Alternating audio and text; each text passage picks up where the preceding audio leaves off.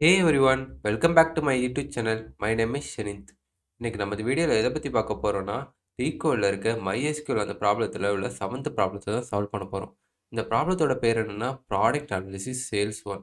இந்த ப்ராப்ளத்தோடக்கும் ப்ரீவியஸ் ப்ராப்ளத்துக்கும் ரொம்ப சிமிலாரிட்டி இருக்குது. ஏன்னா ரெண்டுமே ஒரே மாதிரி தான் பண்ணுவோம். ஓகேவா? இப்போ ப்ராப்ளத்தோட கொஸ்டின் ரீட் பண்ணலாமா? Right a solution to report the product name, year and price for each sales ID.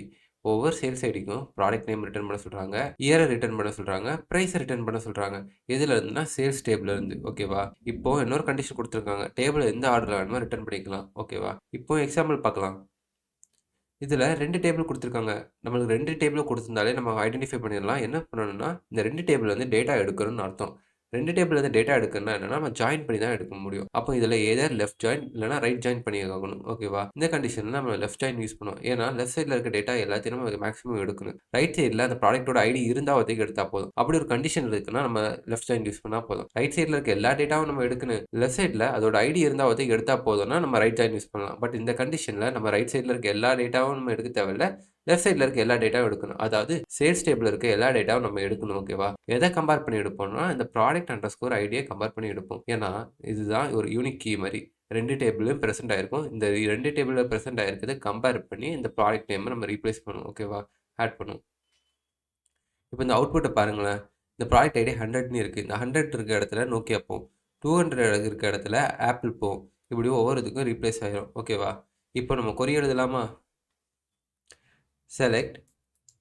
இப்போ நம்ம என்ன பண்ணணும்னா ஒவ்வொரு டேபிளுக்கு ஒரு ஷார்ட் ஃபார்மாக ப்ரீவியஸ் வீடியோவில் சொல்லியிருப்பேன், ஒரு ஏலியஸ் மாதிரி டிக்ளேர் பண்ணு. அதாவது ஒரு கிளாஸ் இருக்குன்னா அந்த கிளாஸில் இருக்க நிறைய சப்பார்ட்டாக நம்ம டாட் வச்சு ஆக்சஸ் பண்ணுற மாதிரி இதுக்கு நம்ம ஒரு சின்னதாக ஒரு ஏலியஸ் கொடுத்துப்போம். ஏலியஸ்னால் என்னென்னா ஷார்ட் ஃபார்மாக அதை தான் டிக்ளேர் பண்ணியிருப்போம். எப்படி நம்ம வந்து எக்ஸ் ஈக்குவல் டு சேல்ஸ்னு கொடுத்து அந்த எக்ஸில் இருக்க எல்லா ஃபங்க்ஷனையும் எக்ஸ் டாட் சொல்லி நம்ம ஆக்சஸ் பண்ணுறோமோ அதே மாதிரி ஏலியஸ்ன்னு நினச்சிக்கோங்க. ஓகேவா? இந்த கண்டிஷனில் நம்ம எப்படி எழுத போகிறோம்னா select P dot product underscore நேம்னு கொடுக்க போகிறோம். ஏன்னா இந்த ப்ராடக்ட் அண்டர் ஸ்கோர் நேமில் தான் நம்ம எடுக்க போகிறோம். என்னன்னா ப்ராடக்ட் டாட் நேம்.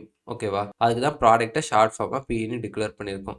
இப்போ அடுத்தது என்ன எடுக்க போகிறோம்னா நம்ம வந்து என்ன கொடுத்துருக்காங்க கொஸ்டினில் இயர் கொடுத்துருக்காங்க. இயர் வந்து சேல்ஸ் டேபிள் இருக்குன்னு அதுக்கு ஷார்ட் ஃபார்மாக நம்ம ஏலியஸை வந்து எஸ்ன்னு டிக்ளேர் பண்ணிக்கலாம்.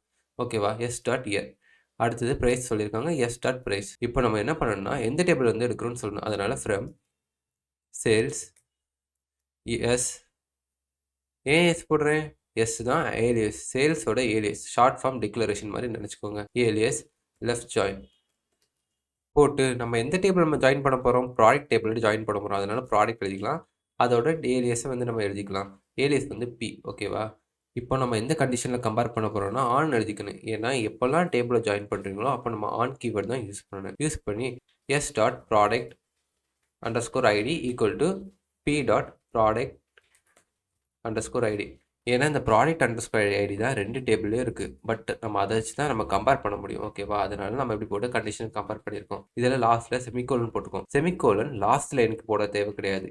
பட் இதுக்கு மேலே நீங்கள் இன்னொரு லைன் எழுதிட்டு நீங்கள் போடலன்னா அதுக்கு எரர் அடிக்கும். அதனால் நீங்கள் செமிகோலன் போட்டே ப்ராக்டிஸ் பண்ணுங்கள். அது உங்களுக்கு நல்ல ஸ்டாண்டர்டாக இருக்கும். இப்போ ரன் பண்ணி பார்க்கலாம்.